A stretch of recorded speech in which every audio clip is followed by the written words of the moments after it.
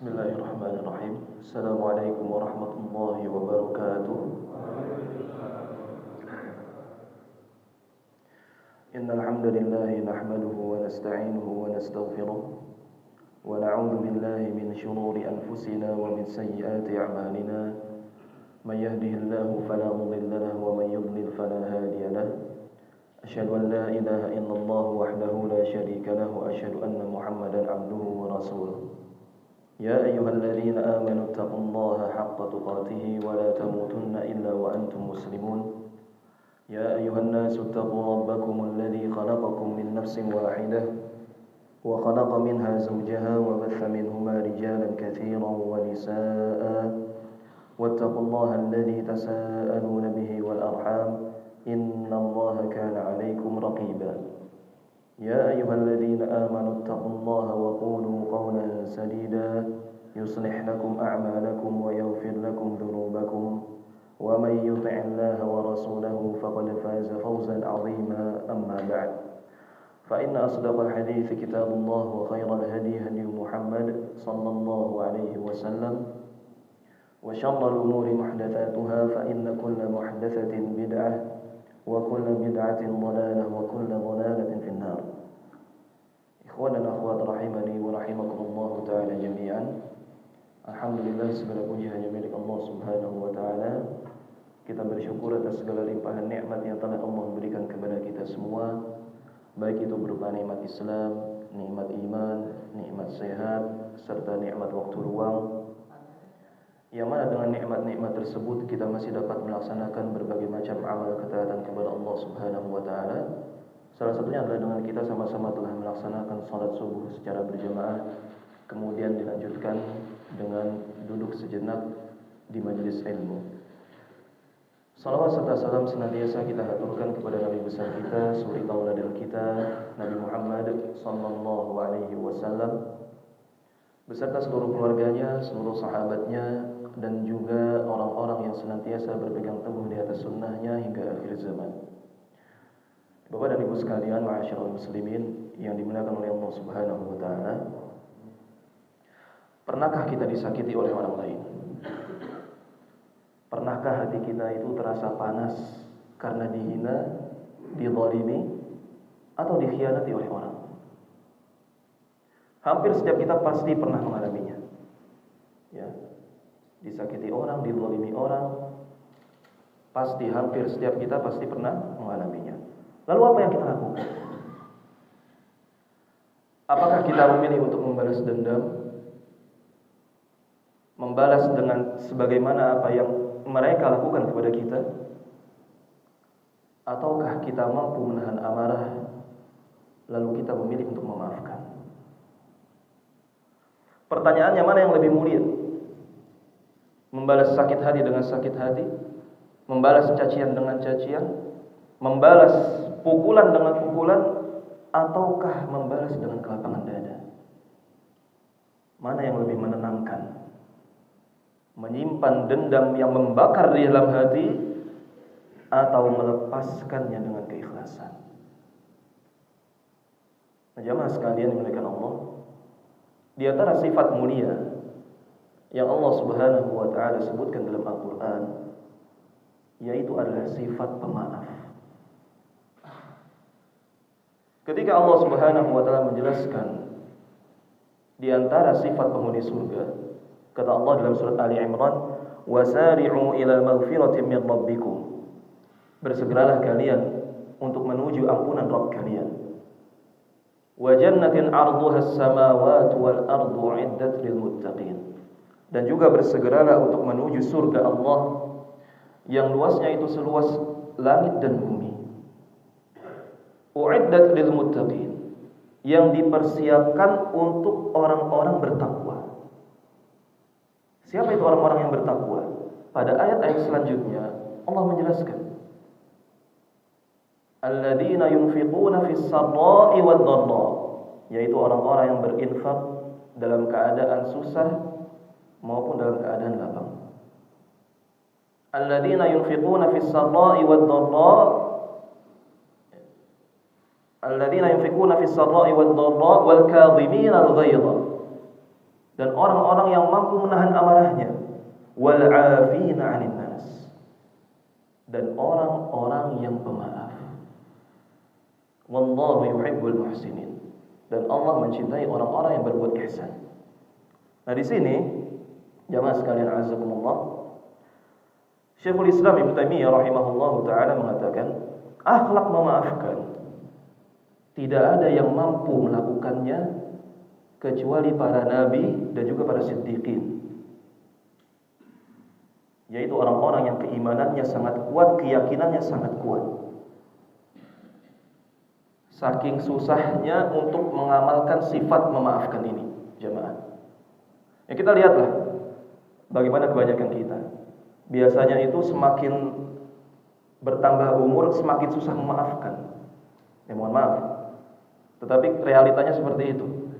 Kalau ada orang sudah ada masalah dengan orang lain, itu biasanya kalau orang tua sekali berselisih sudah selama-lamanya nggak mau nyapa, nggak mau tegur sapa. Ya. Baru mau mendatangi rumahnya nanti kalau sudah meninggal, mungkin untuk menyolatkan, untuk mengurusi jenazah, mungkin. Oleh karenanya di antara akhlak anak kecil yang perlu ditiru, ini kata Syekhul Islam Ibnu Taimiyah rahimahullah taala, di antara akhlak anak kecil yang perlu ditiru itu adalah mudah memaafkan. Kita kalau lihat anak kecil, mereka kalau berantem paginya berantem luar biasa, mungkin pukul-pukulan, jambak-jambakan. Tapi siangnya sudah main bareng lagi, iya enggak? Begitu mudahnya anak kecil untuk memaafkan. Beda dengan kita. Oleh karenanya, akhlak pemaaf ini adalah akhlak yang sangat mulia, sangat agung, yang tidak mampu untuk melakukannya dengan sempurna kecuali para nabi dan para siddiqin, orang-orang yang keyakinannya itu sangat kuat. Pada ayat tadi Allah Subhanahu wa taala juga menutup dengan mengatakan wallahu yuhibbul muhsinin, dan Allah mencintai orang-orang yang berbuat ihsan. Nah, di sini ada isyarat bahwasanya seorang yang pemaaf itu mereka adalah orang-orang yang sudah mencapai derajat ihsan. Jadi tingkatan-tingkatan dalam beragama itu disebutkan. Yang pertama adalah berislam, kemudian beriman, kemudian yang paling tinggi adalah berihsan. Nah, orang yang memiliki sifat pemaaf, ia telah sampai pada derajat ihsan. Ya. Artinya apa? Bahwasanya tatkala ada seorang yang mampu memaafkan orang lain, maka itu karena didasari keyakinan yang sangat tinggi kepada Allah Subhanahu wa taala. Keyakinan akan balasan pahala ganjaran yang sangat besar di sisi Allah Subhanahu wa taala, sehingga ia rela untuk tidak membalas. Kalau kita disakiti oleh orang, itu biasanya muncul perasaan kita, syahwat kita itu ingin membalas. Ya. Gak peduli apa yang terjadi, pengennya balas saja sudah. Saya punya harga diri kok. Ya. Enak aja dia lakuin seperti itu pada saya. Saya punya harga diri, saya nggak mau kalah. Kalau saya maafkan, saya kalah dong. Ya. Inginnya membalas. Tetapi orang yang pemaaf, yang ia sudah mencapai derajat ihsan, karena keyakinannya yang kuat, saya tahu kalau saya memaafkan, ganjarannya itu sangat besar, lebih baik di sisi Allah Subhanahu wa taala dibandingkan saya membalas. Sehingga ia bisa memaafkan. Ya. Ini hanya bisa dilakukan oleh orang-orang yang sangat yakin akan ganjaran pahala yang besar di sisi Allah Subhanahu wa taala. Allah Subhanahu wa taala juga berfirman dalam surat Al-Baqarah ayat 237, "Wa an ta'fu aqrabu lit-taqwa, wa an ta'fu aqrabu lit-taqwa." Engkau memaafkan itu lebih dekat dengan ketakwaan. Jadi ini merupakan satu prinsip jamaah sekalian, satu prinsip dasar yang perlu kita pahami, bahwasannya hukum asalnya apapun yang terjadi kepada kita, ya, ada orang yang menyakiti kita, apapun bentuknya, apapun kondisinya, pada asalnya yang terbaik adalah apa? memaafkan. Pada asalnya seperti itu. Yang terbaik adalah memaafkan. Karena itulah yang lebih dekat dengan ketakwaan kata Allah. Ini jelas. Wa anta'fu aqrabu littaqwa. Engkau memaafkan itu lebih dekat kepada ketakwaan. Allah Subhanahu wa taala juga berfirman dalam surat An-Nur ayat 22, "Wal ya'fu wal yasfahu ala tuhibbuna an yaghfirallahu lakum wallahu ghafurur rahim." Maka hendaknya mereka maafkan dan berlapang dada. Apakah engkau tidak suka kalau Allah mengampunimu? Dan Allah Maha Pengampun lagi Maha Penyayang. Nah, perhatikan di ayat ini ada isyarat bahwasannya ketika kita memaafkan orang lain, maka Allah juga akan memaafkan kita. Ala tuhibbuna an yaghfirallahu lakum. Apakah engkau tidak suka apabila Allah mengampuni kalian? Jemaah sekalian azakumullah, sekali lagi hukum asalnya yang terbaik ketika kita disakiti oleh orang adalah kita memaafkan. Ini yang terbaik. Oleh karenanya, kalau kita melihat bagaimana sikap Rasulullah SAW, beliau adalah orang yang sangat pemaaf, jemaah. Bahkan kepada orang-orang yang menyakiti beliau dengan sangat luar biasa.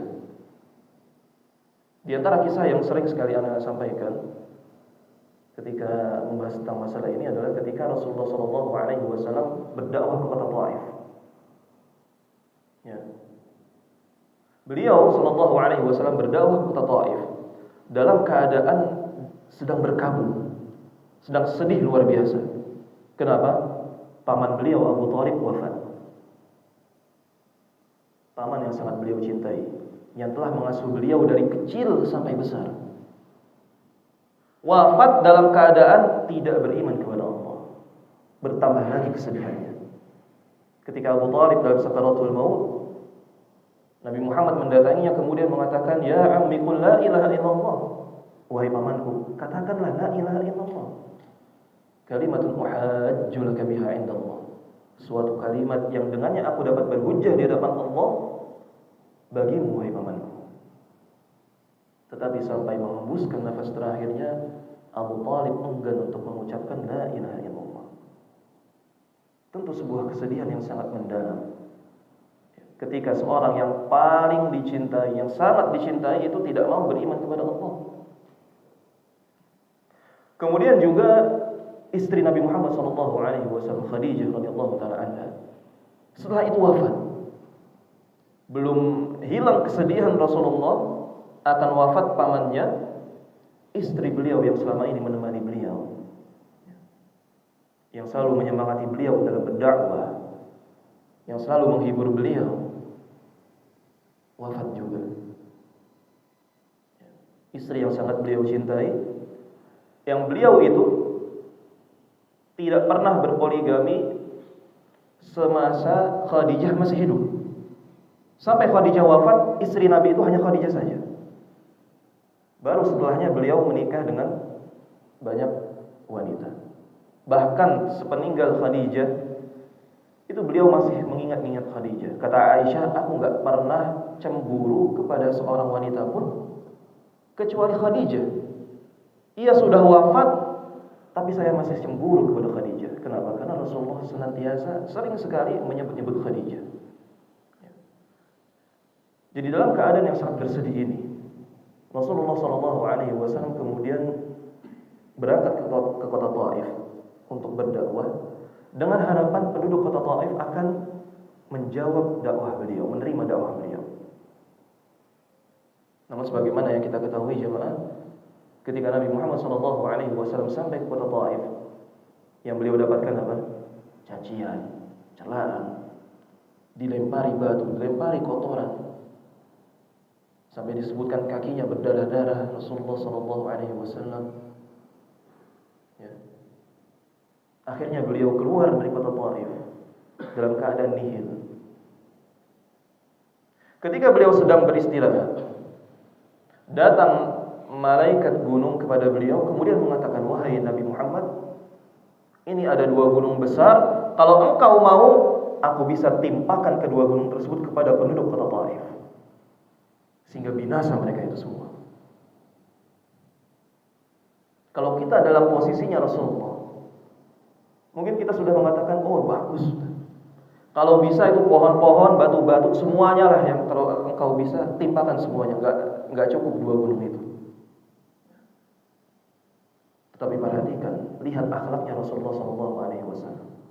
Beliau mengatakan apa? Jangan. Aku berharap akan keluar dari keturunan-keturunan mereka orang-orang yang mentauhidkan Allah Subhanahu wa taala. Allahu Akbar. Terbuat dari apa hatinya Rasulullah? Bisa memaafkan seperti itu. Dan doa beliau diijabah oleh Allah Subhanahu wa taala. Ketika beliau sudah wafat, berganti pemimpin kaum muslimin Abu Bakar radhiyallahu taala anhu, banyak kaum muslimin yang murtad. Ya. Kaum muslimin banyak yang murtad, keluar dari agama Islam. Tetapi ternyata di antara kaum muslimin yang teguh di atas tauhid itu adalah penduduk kota Thaif. Mereka yang mungkin dulunya ya, bapak-bapaknya, kakek-kakeknya itu melempari Rasulullah SAW dengan batu dan kotoran. Mereka keturunan-keturunannya tetap teguh di atas tauhid. Nah, jadi ini di antara pelajaran yang bisa kita ambil bahwasanya memaafkan itu, jemaah, kesudahannya pasti baik. Mungkin kita di awalnya tidak merasakan langsung manfaat yang kita dapatkan dari memaafkan. Tapi mungkin bisa jadi 1 tahun setelahnya, 2 tahun, 10 tahun, atau bahkan mungkin setelah kita wafat. Ya. Yang merasakan kebaikan itu adalah keturunan-keturunan kita. Kemudian juga ada sebuah kisah tentang Ibnu Taimiyah rahimahullah ta'ala. Ibnu Taimiyah ini jemaah itu dulu sempat difitnah oleh ulama-ulama pemerintah. Dikatakan bahwasanya Ibnu Taimiyah adalah orang kafir. Kemudian difatwakan kepada pemimpin pada waktu itu, kalau bisa Ibnu Taimiyah ini dibunuh karena sudah kafir. Akhirnya pemimpin pada waktu itu yaitu Nasr ibn Qalawun memanggil Ibnu Taimiyah, kemudian dipenjara. Ketika Ibnu Taimiyah dipenjara, pemerintahan pada waktu itu diserang oleh pemerintahan yang lain. Diserang, akhirnya kalah itu Nasr ibn Qalawun, bergantilah kepemimpinan. Nah, ulama-ulamanya Ibnu Qalawun tadi yang berselisih dengan Ibnu Taimiyah, mereka membelot kemudian ikut dengan pemimpin yang baru. Akhirnya Ibnu Qalawun marah. Enggak setia ini ulama-ulama saya yang dulu. Kemudian setelah Ibnu Qalawun mengumpulkan kekuatan, berhasil melawan balik dan berhasil mengambil kembali kekuasaan. Ketika kekuasaan sudah berhasil dikembalikan, ulama-ulama yang tadi membelot balik lagi, pengen ikut lagi sama Ibnu Qalawun. Tetapi kata Nasr ibn Qalawun, enggak mau dia. Kalian sudah berkhianat, saya enggak mau. Kemudian Ibnu Taimiyah dibebaskan, diberitahukan ini fatwanya ulama-ulama yang dahulu itu. Mereka minta engkau dibunuh. Apa yang harus saya lakukan kepada mereka? Ibnu Taimiyah rahimahullah ta'ala pada waktu itu mampu untuk membalas, ya atau tidak? Kalau dia mau membalas itu kezaliman ulama-ulama yang tadi, dia mampu. Oh ya, bunuh saya semuanya. Mereka sudah memfitnah saya kafir. Tapi perhatikan, Ibnu Taimiyah rahimahullah ta'ala, beliau mengatakan, "Idza qatalta haula la tajidu ba'dahum mithlahum." Wahai baginda, seandainya engkau membunuh mereka semua, engkau enggak akan mendapati orang-orang yang seperti mereka, ketokohan mereka ini. Mereka adalah para ulama, orang-orang yang baik. Kemudian Ibnu Qalawun bertanya kepada Ibnu Taimiyah, "Innahum qad adauka wa aradu qatlaka miraran." Wahai Ibnu Taimiyah, mereka itu sudah menyakiti engkau dan berusaha untuk membunuhmu beberapa kali. Ya. Tapi kemudian Ibnu Taimiyah rahimahullah taala mengatakan, perhatikan ini, suatu perkataan yang pantas untuk ditulis dengan tinta emas, jemaah. Perkataan yang perlu kita perhatikan dan perlu kita renungi. Kata beliau, man adani fahuwa fi hillin. Siapa yang sudah menyakitiku maka aku sudah maafkan. Wa man adallaha wa rasulahu fallahu yantaqimu minhu. Dan barang siapa yang menyakiti Allah dan Rasulnya, Allah lah yang akan membalas. Wa ana la antasiru li nafsi. Dan aku tidak akan membela diriku sendiri. Allahu Akbar. Nah, ini satu prinsip juga jemaah, ya, yang juga senada dengan akhlaknya Rasulullah SAW. Bahwasanya disebutkan Rasulullah itu bukan orang yang pendendam. Kalau ada orang yang menyakiti diri beliau, pribadi beliau, itu beliau akan maafkan, nggak akan membalas. Tetapi kalau yang disakiti itu adalah Allah dan Rasulnya, baru beliau adalah orang terdepan yang akan membela. Jadi jamaah, kalau ada orang menyakiti kita, pribadi kita ya, sebaiknya itu dimaafkan. Beda ceritanya kalau yang disakiti adalah Allah dan Rasulnya, baru kita boleh marah. Ya. Oleh karenanya, salah satu ulama yang tadi berusaha untuk menyakiti Ibnu Taimiyah, ketika ia dibebaskan, tidak dihukum dengan sebab Ibnu Taimiyah rahimahullah ta'ala tadi, ia mengatakan, ma ra'ayna mithla Ibnu Taimiyah. Kami tidak pernah melihat orang semisal Ibnu Taimiyah. Harratna 'alaihi falam naqdir 'alaihi. Kami berusaha untuk menyakitinya, tapi kami enggak mampu. Kami pengen bunuh, tapi enggak bisa. Wa qadaru 'alaina fasafaha 'anna wa hajaja 'anna.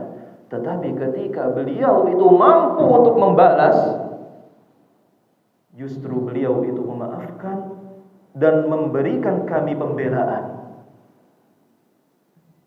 Kalau tidak dibela oleh Ibnu Taimiyah, itu kan mungkin mereka sudah dihukum semua, atau bahkan mungkin sudah dibunuh. Tetapi karena Ibnu Taimiyah membela mereka, akhirnya dimaafkan oleh Ibnu Qarawat tadi. Ya. Nah, ikhwatal Islam rahimani wa rahimakumullah. Tadi kita sebutkan bahwasanya pada asalnya yang terbaik adalah memaafkan. Walaupun ya, syariat Islam ini adalah syariat yang sangat adil. Di dalam agama Islam itu diperbolehkan bagi kita untuk membalas keburukan dengan syarat membalas dengan yang semisal. Ya. Ini syaratnya. Kalau engkau, kata Allah Subhanahu wa taala, kalau engkau disakiti, maka balaslah, kalau engkau ingin, balaslah dengan yang semisal. Ya. Dan jangan berbuat zalim. Maksudnya apa? Jangan balas dengan yang lebih parah. Nah, ini kebiasaan kita seperti itu, jemaah. Biasanya kita kalau hendak membalas, itu biasanya dibalas bukan yang semisal, tapi lebih parah. Ada orang ngatain kita, bodoh kamu. Kita balas, kamu sudah bodoh, jelek lagi, miskin, semuanya disebut. Ini kan zalim namanya. Kalau engkau ingin membalas, balas yang sama. Dikatain bodoh, katain bodoh balik. Kalau memang ingin membalas. Ya. Tetapi jamaah perlu diperhatikan bahwasanya membalas keburukan itu sangat tidak disarankan. Walaupun boleh ya, hukumnya boleh, tapi sangat tidak disarankan. Kenapa seperti itu? Karena biasanya seorang kalau sudah terluap emosi, itu nggak bisa menahan diri. Makanya biasanya orang itu membalas dengan yang lebih parah. Sekarang kalau orang mukul, ya, orang mukul, bisa nggak kita pukul balik dengan sakit yang sama? Sulit. Biasanya kita malah langsung ancang-ancang gitu ya, pukul sekeras-kerasnya. Biasanya kita membalas seperti itu. Makanya disebutkan oleh para ulama, sangat tidak disarankan untuk membalas keburukan walaupun dengan yang semisal, sangat tidak disarankan. Dan yang terbaik adalah memaafkan. Baik. Ikhwan dan akhwat rahimani wa rahimakumullah. Insyaallah kita akan membahas di sini beberapa kiat ya, beberapa kiat yang dengannya kita bisa bersabar, membantu kita untuk bersabar. Harapannya dengan kita mengetahui hal ini, kita bisa lebih bersabar dan bisa lebih memaafkan kesalahan yang dilakukan oleh orang kepada kita. Yang pertama yang perlu kita perhatikan jemaah, yang perlu kita ketahui adalah meyakini bahwasanya Allah Subhanahu wa taala zat yang menciptakan perilaku seorang hamba. Ibnu Taimiyah rahimahullahu taala mengatakan hendaknya seorang meyakini bahwasanya Allah Subhanahu wa taala yang menciptakan seluruh perbuatan seorang hamba, baik itu gerakan mereka dan diam mereka dan keinginan mereka. Apa yang Allah kehendaki akan terjadi dan apa yang Allah tidak kehendaki maka tidak akan terjadi. Tidak ada benda sekecil zarrah yang bergerak baik di langit maupun di bumi kecuali atas izin dan kehendak Allah. Ya. Nah, ini perlu kita pahami betul-betul jemaah bahwasanya seluruh yang terjadi di muka bumi ini itu adalah atas kehendak Allah Subhanahu wa taala. Bahkan orang yang menyakiti kita itu pun terjadi atas kehendak Allah. Ya. Sehingga ketika kita mengetahui dan memahami hal ini, kalau kita disakiti kita sudah legowo. Ya sudah, ini memang takdirnya Allah, kehendak Allah, saya nggak bisa lari dari itu. Kalau Allah sudah menghendaki, ya sudah, pasti akan terjadi. Dan kalau Allah tidak menghendaki, tidak akan terjadi. Ya. Sesungguhnya hamba-hamba hanyalah alat. Maka lihatlah kepada zat yang menjadikan musuh bagimu, dan jangan lihat kepada perbuatan mereka. Maka engkau akan istirahat dari kegelisahan dan gundah gulana. Ya, kalau kita disakiti oleh orang, kemudian kita mentadaburi sakitnya itu, ya, kita ingat-ingat terus, ini tadi orang ngatain saya, ya. Mau tidur masih mengingat-ingat ini tadi begini, harusnya begini, saya nanti mau begini, mau saya balas begini, sampai ke bawah mimpi mungkin. Itu kan membuat pikiran ya gelisah, membuat hati itu nggak tenang, kepikiran terus. Tetapi kalau orang memaafkan, sudah selesai perkaranya, sehingga ia bisa fokus dengan hal-hal yang bermanfaat yang lain. Fokus dengan pekerjaannya, fokus dengan aktivitasnya, fokus dengan amal ketaatan, fokus dengan ibadah. Ini kalau orang memaafkan, hatinya sudah bebas, legowo, ya. Kemudian yang kedua, meyakini bahwa musibah menimpa karena dosa-dosa yang dimiliki. Ibnu Taimiyah rahimahullah ta'ala mengatakan hendaknya seseorang mengingat dosa-dosanya dan yakin sesungguhnya Allah Subhanahu wa ta'ala menjadikan musuhnya menzaliminya disebabkan karena dosa-dosanya. Sebagaimana firman Allah Subhanahu wa ta'ala dalam surat Asy-Syu'ara ayat 30, "Wa ma asabakum min musibatin fabima kasabat aydikum wa ya'fu an katsir." Dan apa saja musibah yang menimpa kamu, maka adalah disebabkan oleh perbuatan tanganmu sendiri. Dan Allah memaafkan sebagian besar dari kesalahan-kesalahanmu. Seluruh musibah yang kita alami, termasuk juga orang-orang yang menyakiti kita, mencaci kita, memukul kita atau apapun itu, yakinilah bahwasanya itu semua karena dosa-dosa yang kita kerjakan, jemaah. Ya. Allah Subhanahu wa taala sendiri yang mengatakan tadi, semua musibah akibatnya karena dosa. Sekarang kita bisa lepas dari dosa atau tidak? Bisa lepas dari dosa enggak? Ada orang yang suci dari dosa? Enggak ada. Selama manusia berbuat dosa dan pasti berbuat dosa, maka pasti manusia itu akan senantiasa diberi musibah. Itu sudah pasti. Ya. Kalau mau enggak dapat musibah, jadi malaikat yang enggak pernah berdosa, enggak dapat musibah. Tapi selama kita manusia masih berbuat dosa dan pasti berbuat dosa, pasti akan ditimpa musibah. Nah, ini perlu kita renungi bersama jemaah sekalian, azakumullah. Kebiasaan kita itu kalau terkena musibah biasanya mencari kambing hitam. Ya. Oh, gara-gara ini nih. Oh, gara-gara itu. Kamu sih begini, kamu sih begitu. Biasanya kita seperti itu, jemaah. Seharusnya sikap pertama kali yang perlu kita lakukan adalah muhasabah diri, melihat diri sendiri. Karena musibah yang menimpa kita itu karena dosa. Kita lihat diri kita, dosa apa yang sudah kita lakukan? Taubat. Oleh karena kata para salaf, yang paling bermanfaat bagi seorang hamba ketika ia tertimpa musibah itu adalah taubat nasuha. Ya. Karena dosa itulah kita tertimpa musibah. Kemudian sebagian salaf juga ada yang mengatakan, tidaklah aku berbuat dosa, melainkan aku melihat pengaruhnya pada akhlak pasangan-pasanganku dan juga akhlak hewan tungganganku. Kalau kita melihat istri kita atau suami kita, pasangan kita, dibilanginnya susah minta ampun misalkan, ya. Dibilang begini gak nurut. Atau kita melihat anak-anak kita bandelnya luar biasa, gak mau nurut. Jangan buru-buru kita, kamu kenapa sih begitu? Padahal jawabannya ada pada diri kita, jemaah. Kenapa kamu begitu? Jawabannya karena dosa-dosa kita. Melihat hewan tunggangannya sakit-sakitan, misalnya kalau sekarang kita naik motor, naik mobil, mungkin ya kendaraannya suka rusak, ada aja masalah, bannya suka bocor.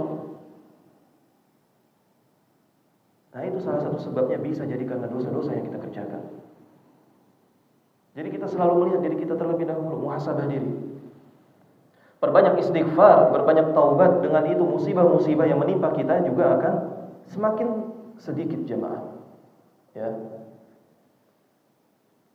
Apabila seorang hamba yakin bahwa apa yang menimpanya dari hal-hal yang dia tidak senangi disebabkan karena dosa-dosanya, ia sibuk untuk bertaubat dan memohon ampun atas dosa-dosanya yang menjadikan orang berbuat zalim kepadanya. Maka dengan sebab itu, seseorang akan terlalaikan dari mencaci maki orang yang menzaliminya. Dan apabila engkau melihat seorang hamba yang dizalimi oleh manusia, kemudian ia membalasnya dan tidak kembali merenungi kepada dirinya dosa-dosanya dan beristighfar, maka ketahuilah bahwa musibahnya adalah musibah yang hakiki. Dan apabila ia bertaubat dan beristighfar dan berkata ini semua karena dosa-dosaku, maka musibah yang menimpanya hakikatnya adalah nikmat. Ya. Kalau orang itu sibuk muhasabah diri, maka ia akan tersibukkan dengan hal-hal yang bermanfaat, jemaah. Dibandingkan ia sibuk memikirkan bagaimana cara balas dendam, waktunya terbuang sia-sia. Sedangkan kalau ia bermuhasabah diri, maka waktunya akan dihabiskan untuk bertaubat, beristighfar, melakukan amal ketaatan, bermanfaat. Akhirnya musibah yang menimpa dirinya itu berubah menjadi nikmat.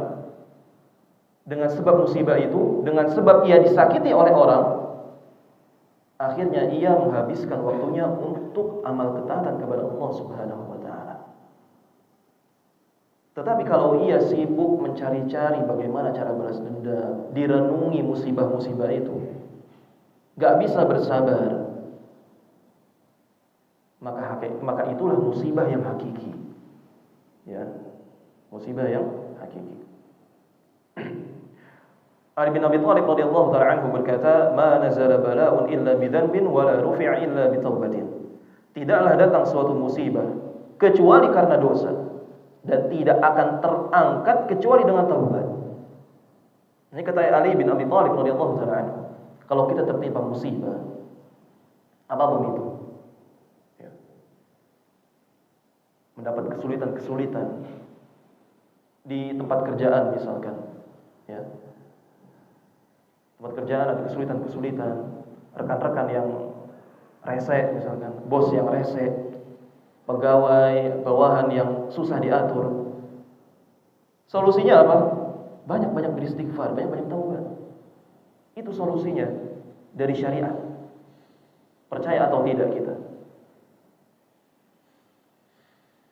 Karena hanya dengan itulah musibah akan terangkat, jemaah. Kemudian yang ketiga, meyakini bagaimana besarnya ganjaran Allah Subhanahu wa taala atas orang-orang yang memaafkan. Kata Ibnu Taimiyah rahimahullahu taala, hendaknya seorang hamba meyakini bagaimana indahnya balasan pahala bagi orang yang bersabar dan memaafkan. Sebagaimana firman Allah Subhanahu wa taala, "Wa jazaa'u sayyi'atin sayyi'atun mithluha, faman 'afa wa aslaha fa ajruhu 'ala Allah. Innahu la yuhibbul zalimin." Dan balasan suatu kejahatan adalah kejahatan yang serupa, maka barang siapa yang memaafkan dan berbuat baik, maka pahalanya atas tanggungan Allah. Sungguhnya dia tidak menyukai orang-orang yang berbuat zalim. Ya.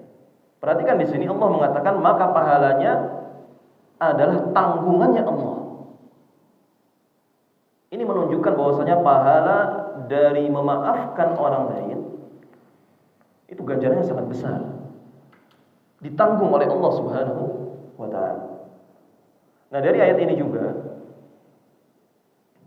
disebutkan oleh Ibnu Taimiyah rahimahullahu taala bahwasanya manusia itu terbagi menjadi 3 golongan ketika disakiti oleh orang. Terbagi menjadi 3 golongan. Yang pertama adalah dalam firman Allah Subhanahu wa taala, "Wa jazaa'u sayyi'atin sayyi'atun mithluha." Balasan keburukan adalah keburukan yang semisal. Jadi golongan pertama ini adalah orang yang disebut sebagai muqtasid, yaitu orang yang membalas sebagaimana kezaliman yang menimpanya. Nah, tadi kita sempat sebutkan ya bahwasanya membalas kezaliman dengan kezaliman yang serupa itu hukumnya boleh, tidak terlarang. Ya. Sebagaimana Allah Subhanahu wa taala firmankan, "Wa in 'aqabtum fa'aqibu bimithli ma 'uqibtum bihi wa la in sabartum lahu khairun lis-sabirin." Dalam surat An-Nahl ayat 126. Dan jika engkau memberikan balasan, maka balaslah dengan balasan yang sama dengan siksaan yang ditimpakan kepadamu. Akan tapi jika engkau bersabar, sungguhnya itu lebih baik bagi orang-orang yang melakukannya. Ya. Maka dasarnya seorang enggak berdosa kalau ia membalas dengan yang semisal tadi, sebagaimana yang sudah dijelaskan ya. Kemudian golongan yang kedua adalah orang-orang yang berbuat zalim. Ya, ketika Allah Subhanahu wa taala mengatakan di situ innahu la yuhibbul zalimin. Sungguhnya Allah tidak mencintai orang-orang yang berbuat zalim. Dan ini sudah kita jelaskan tadi, yaitu ketika seorang membalas tetapi dengan balasan yang lebih parah. Maka ini berdosa jadinya. Niatnya membalas karena kita yang disakiti, tapi akhirnya menjadi dosa. Nah, ini perlu diperhatikan ya. Banyak dari kita yang berpendapat, oh, dia ini membalas itu pasti ada alasannya. Siapa duluan yang salah nih? Kalau yang duluan salah itu ini si A, maka si B membalas dengan bagaimanapun ya yang salah ya A ini. Karena disebabkan oleh keburukan A. Ini kan kebanyakan kita logikanya seperti itu. Ya. Tetapi dalam agama Islam enggak seperti itu ternyata jemaah. Si A yang berbuat buruk, yang memulai, dia berdosa, salah, betul. Tetapi si B, kalau ia membalas dengan balasan yang lebih parah, ia juga berdosa. Sama-sama berdosa, A dan B ini. Kecuali si B membalas dengan yang semisal.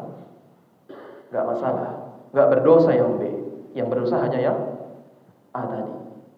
Ini perlu kita perhatikan. Perlu kita pahami betul-betul jemaah, agar kita tidak berbuat zalim. Kemudian golongan ketiga yaitu adalah orang yang pemaaf. Ya, sebagaimana tadi kata Allah Subhanahu wa taala, "Wa la in sabartum lahu khairun lis-sabirin." Apabila kalian sabar, maka itu lebih baik. Ya. Faman 'afa wa aslaha fa ajruhu 'ala Allah. Barang siapa yang memaafkan dan berbuat baik, maka pahalanya di sisi Allah Subhanahu wa taala. Diriwayatkan oleh Ibnu Abbas radhiyallahu taala anhuma bahwasanya pada hari kiamat nanti jemaah, di hari kiamat nanti ketika di padang mahsyar, ketika kita semua dikumpulkan, dihisab oleh Allah Subhanahu wa taala, akan ada suara yang menyeru. Ya, ada suara yang menyeru kemudian mengatakan ala liyakum man wajaba ajruhu 'ala Allah. Hendaknya berdiri orang yang pahalanya wajib Allah tunaikan. Disuruh berdiri. Fala yakum illa man 'afa wa aslah. Maka tidak ada yang berdiri kecuali orang-orang yang memaafkan dan berbuat baik. Ya. Spesial ini orang-orang yang memaafkan. Orang-orang yang pemaaf adalah orang-orang yang spesial. Dalam hadis lain Rasulullah sallallahu alaihi wasallam juga mengatakan, "Man kadzama ghaidhan wa huwa qadirun 'ala an yunfidhahu." Barang siapa yang mampu menahan amarahnya sedangkan ia mampu melampiaskannya, da'ahu Allahu 'ala ru'usil khalaiq yaumal qiyamah hatta yukhayyirahu fi ayyil huri sya'a. Maka Allah akan memanggilnya di hadapan seluruh makhluk pada hari kiamat hingga Allah memberinya pilihan kebebasan untuk memilih bidadari yang ia suka. Hadis riwayat Ibnu Majah. Ya. Nah, ini ketika kita tersulut emosi, amarah, kita mampu untuk melampiaskannya, kita tahan, nah ini pahalanya luar biasa. Dan biasanya yang seperti ini itu terjadi kalau kita disakiti atau kita marah kepada orang yang kita itu kita menanggungnya. Misal suami kepada istri. Istri marah. Kita sebagai suami, pemimpin rumah tangga, itu kan kita merasa memiliki kuasa. Kalau mau balas balik bisa. Kalau saya mau marah balik bisa. Ya. Nah, pada waktu itu ketika kita mampu untuk membalas, tapi kita tahan amarah kita, ini akan diberikan pahala oleh Allah Subhanahu wa taala, bidadari di surga. Bebas kita memilihnya. Ya. Jadi coba nanti praktekkan ya Bapak-bapak, dimarah-marahi sama istri, diam aja sabar. Bingung istrinya, "Mas, kenapa kok biasanya marah balik biasanya? Kok ini diam aja, sabar banget?" Kata Rasulullah SAW, barang siapa yang bisa menahan amarah akan diberikan bidadari di surga. Makin marahlah istri. Ya. Tapi itulah ya pahala yang besar dari Allah Subhanahu wa taala bagi orang yang menahan amarah. Nah, ini juga perlu diperhatikan jemaah sekalian azakumullah, bahwa biasanya orang-orang terdekat kita lah itu yang kita banyak masalah dengan mereka sebenarnya. Ya. Kalau kita diperintahkan untuk bersabar, untuk memaafkan orang-orang, maka orang-orang terdekat kita itulah yang paling berhak untuk kita maafkan, untuk kita sabar dengannya. Kita banyak berinteraksi dengan istri, banyak berinteraksi dengan anak. Pasti kesalahan-kesalahan yang terjadi itu lebih banyak, iya kan? Maka itu sebenarnya ladang pahala bagi kita kalau kita mau memaafkan, kalau kita mau bersabar, ladang pahala bagi kita. Dengan kerabat-kerabat. Subhanallah, sekarang banyak orang yang kalau disakiti oleh kerabatnya, sepupunya atau omnya, tantenya, siapapun itulah, itu terputus silaturahim akhirnya. Gak mau nengokin lagi, gak mau ziarah. Nah, ini gak boleh jemaah, gak boleh.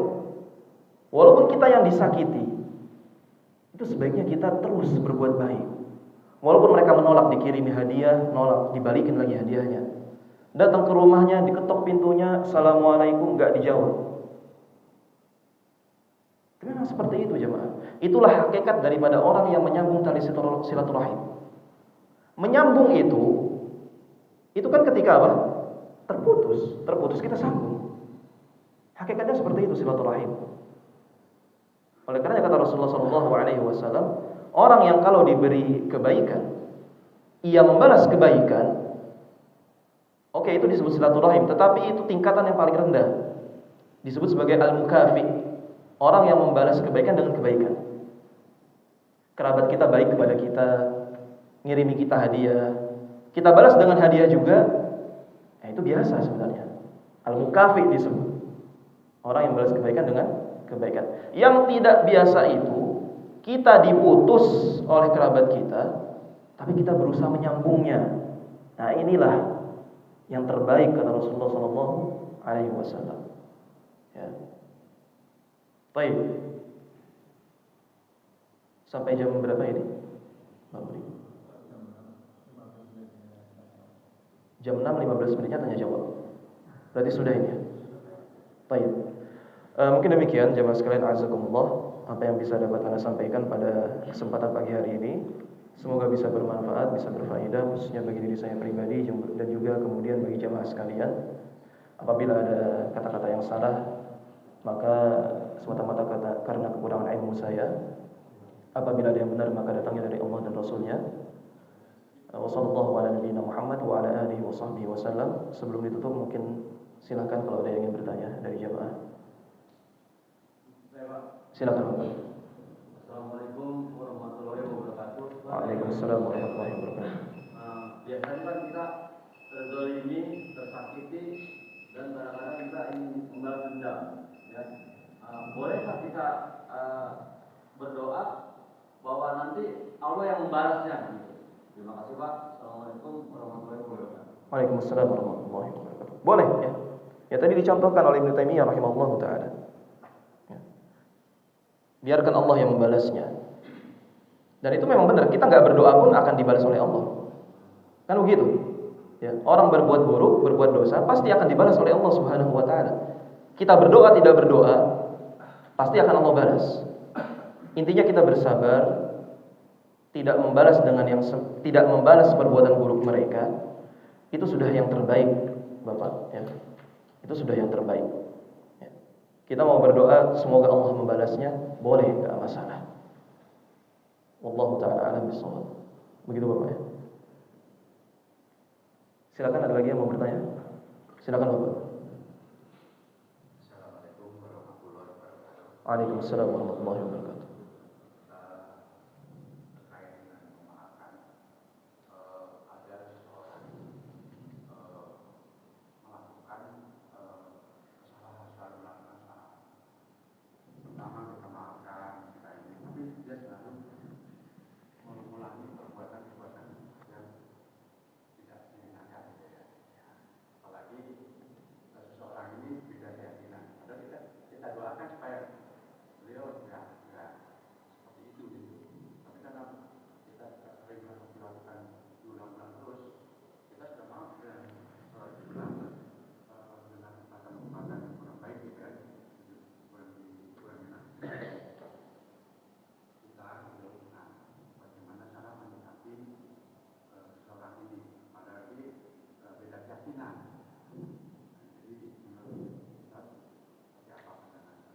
Ya, barakallahu fiik.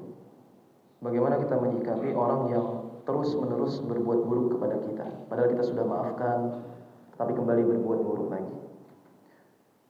Jemaah sekalian, azakumullah, ingat firman Allah Subhanahu wa taala tadi yang telah kita sebutkan, wa anta'fu aqrabu littaqwa.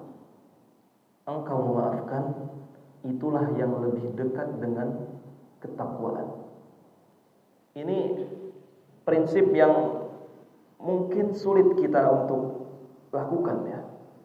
Tapi memang seperti itulah jemaah yang disebutkan oleh Allah Subhanahu wa taala. Yang terbaik itu yang memaafkan. Lebih dekat dengan ketakwaan.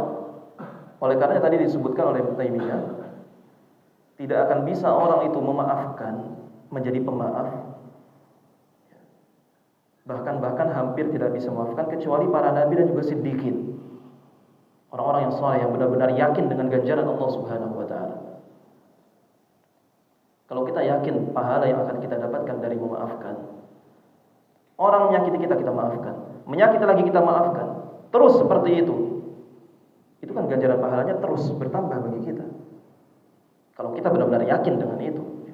Dan sekali lagi itu yang lebih dekat dengan ketakwaan. Ya. Dan tadi juga kita telah sempat kisahkan bagaimana kisahnya Nabi Muhammad SAW. Beliau memaafkan penduduk kota Taif. Dan kebaikan yang beliau dapatkan itu nggak beliau rasakan. Ketika beliau wafat, itu baru terlihat ketika orang-orang pada murtad. Penduduk kota Taif teguh di atas tauhid, ya, teguh di atas keislaman. Rasulullah merasakan atau tidak? Enggak merasakan karena sudah wafat. Ya. Artinya sekali lagi jemaah, kita memaafkan orang. Kebaikan yang akan kita terima mungkin enggak instan. Enggak langsung setelah itu kita dapat. Bisa jadi nanti sekali lagi setahun, 2 tahun, 10 tahun bahkan, atau mungkin setelah kita wafat baru kita enggak tahu. Tapi paling tidak terlepas dari itu semua kita yakin bahwasanya Allah akan memberikan ganjaran pahala bagi kita yang berlipat. Kita di dunia tidak merasakan kebaikan itu, nanti di akhirat ketika kita dikumpulkan oleh Allah Subhanahu wa taala di padang mahsyar, ketika kita dihisab, ya. Ternyata ada ganjaran-ganjaran pahala yang berlimpah yang kita nggak tahu ini dari mana ini. Ya. Perasaan saya amalnya nggak banyak, cuma sholat 5 waktu, cuma puasa Ramadan, nggak banyak. Kok tiba-tiba ada pahala banyak banget ini dari mana? Ternyata itu dari kita memaafkan orang lain.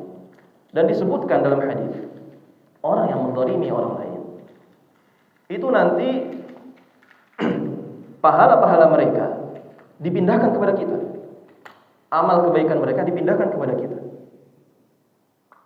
Kemudian ketika amal kebaikannya sudah habis, dosa-dosa kita dipindahkan kepada orang tersebut. Ya. Ini kalau kita sabar, Pak. Kalau kita sabar, ya.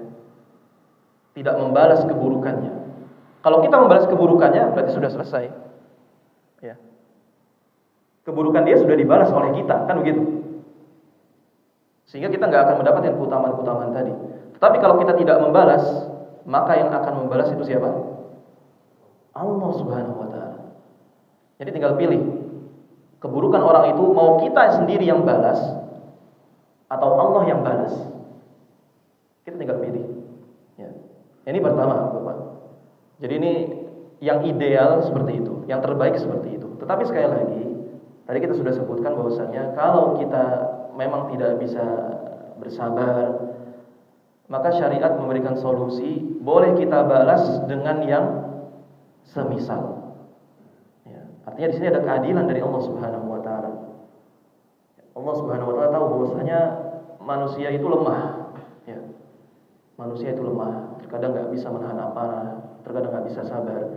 Maka diberikan solusi, silahkan kalau mau balas tetapi yang semisal, ya.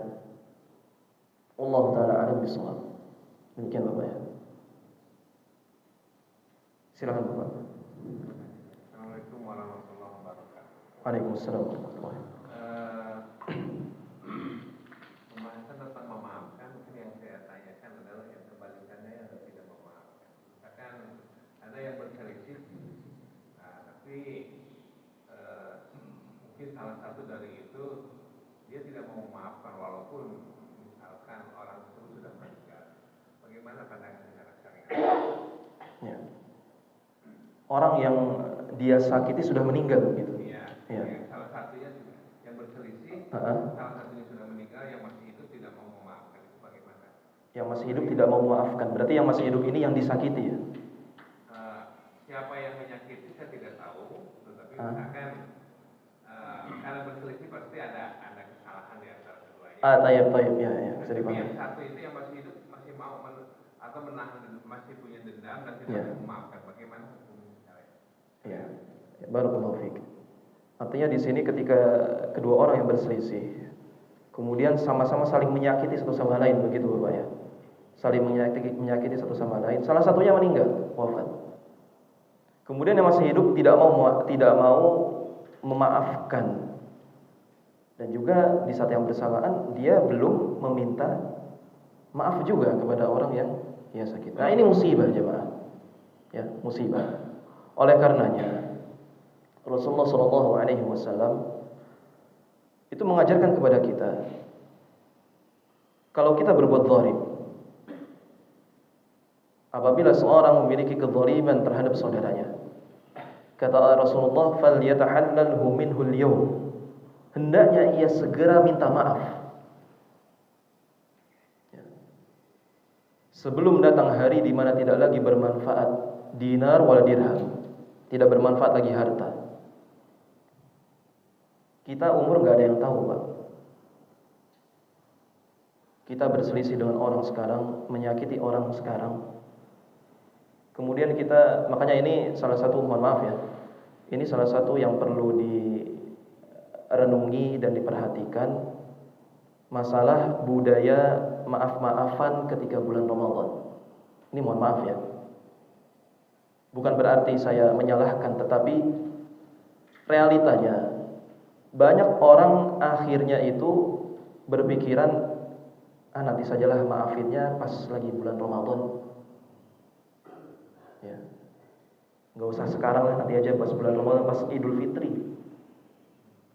Siapa yang tahu kita akan sampai kepada Idul Fitri itu? Ada yang bisa menjamin kita masih bisa hidup sampai bulan Ramadan? Enggak ada. Nah, ini musibah kalau kita sudah wafat duluan sedangkan kita belum minta maaf. Gimana? Nanti dibalasnya ya di akhirat. Tadi seperti yang disebutkan, kebaikan kita dipindahkan, kesalahan orang dipindahkan kepada kita. Ya. Jadi segera minta maaf kalau kita punya salah sama orang. Kalau urusan memaafkan, ini lebih mudah ya. Kalau urusan memaafkan, kita masih hidup, orang yang kita masih hidup, orang yang menyakiti kita sudah wafat. Kita maafkan atau tidak, ya itu terserah kita. Kita maafkan, ya bisa. Nggak perlu kita, kalau memaafkan nggak perlu kita datang ke orangnya kemudian kita bilang saya maafkan kamu, nggak perlu. Ya. Dalam keadaan orang itu sudah wafat, kita dalam hati sudah bertekad meniatkan memaafkan kesalahan orang tersebut, bisa, nggak masalah. Dan ganjarannya akan diberikan oleh Allah Subhanahu wa taala di hari kiamat. Atau kita nggak mau memaafkan, ya sudah, nggak masalah. Ya. Nanti di hari kiamat, ya kita nggak dapat apa-apa, kan begitu. Ya, bisa dipahami ya jemaah sekalian, azakumullah. Ya. Allah taala alam bisawab. Demikian Allah. Ada lagi yang mau bertanya? Tidak ada? Ya. Kalau begitu kita cukupkan. Semoga Allah Subhanahu wa taala memberikan taufik kepada kita untuk menjadi orang yang pemaaf, ya. Dan semoga Allah juga memberikan taufiknya kepada kita untuk bersemangat dalam mengerjakan amal ketaatan, bersemangat dalam menuntut ilmu, dan dijauhkan dari segala keburukan dan maksiat dan dosa. Allahu ta'ala a'lam bishawab. Kita tutup dengan doa kafaratul majlis. Subhanakallahumma wa bihamdik, asyhadu an la ilaha illa anta, astaghfiruka wa atubu ilaik. Wassalamualaikum warahmatullahi wabarakatuh.